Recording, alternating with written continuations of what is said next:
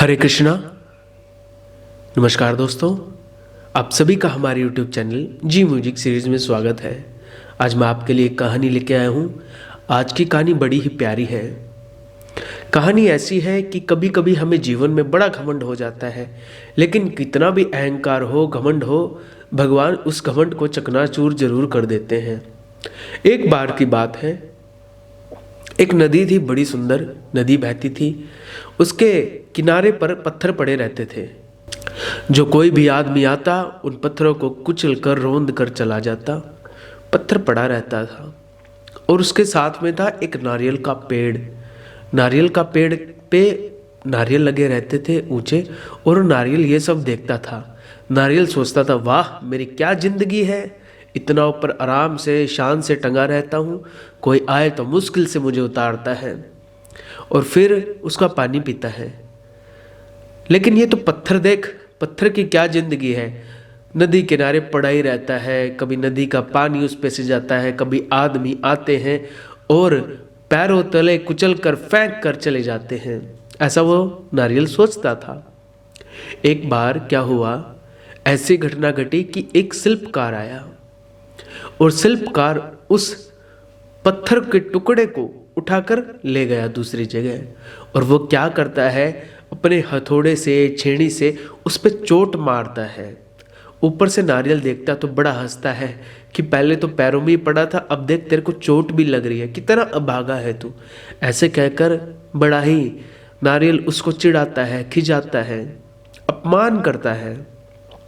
लेकिन वो पत्थर बेचारा चुपचाप शांत पड़ा रहता है। समय बीता। समय बीतने के बाद उस शिल्पकार ने उस पत्थर को भगवान के शालिग्राम का रूप दे दिया, शालिग्राम भगवान बना दिया और उसे ले जाकर एक मंदिर में स्थापित किया है, प्रस्थापित किया है। स्थापित करने के बाद काफ़ी बड़ा सुंदर मंदिर है। धीरे धीरे वहाँ लोग आने लगे और जब लोग आए हैं तो लोग क्या करते हैं, नारियल सब चढ़ाने के लिए नारियल लेके आए और उस शालिग्राम के चरणों में उस नारियल को फोड़ते हैं। अब जब वो नारियल फूटा तब वो पत्थर जो शालिग्राम बना था वो कहता है कि नारियल, तुझे बड़ा घमंड था, तो हमेशा मुझे अपमान करता था, लेकिन मैं एक शब्द भी नहीं बोल पाता था। क्यों? क्योंकि मुझे पता था कि भगवान है, जो करेंगे अच्छा ही करेंगे। लेकिन आज देख तेरी क्या दशा है। उस शिल्पकार ने मुझे तराश कर एक सुंदर भगवान का रूप दे दिया और तू नारियल का नारियल ही रहा, इसलिए तू आके आज मेरे चरणों में गिरता है, पड़ता है, फोड़ा जाता है। तो इस तरह से उस नारियल के पेड़ को अपने अभिमान का पता चला है और वो पत्थर जो कभी पैरों तले कुचला जाता था आज भगवान बनकर पूजा जाता है। तो कहानी का शीर्षक है, कभी भी अपने जीवन में घमंड नहीं करना चाहिए, क्योंकि जब हम घमंड करते हैं तो कभी ना कभी, कहीं ना कहीं बड़े परेशान हो जाते हैं और दूसरों को नीचा दिखाने लगते हैं।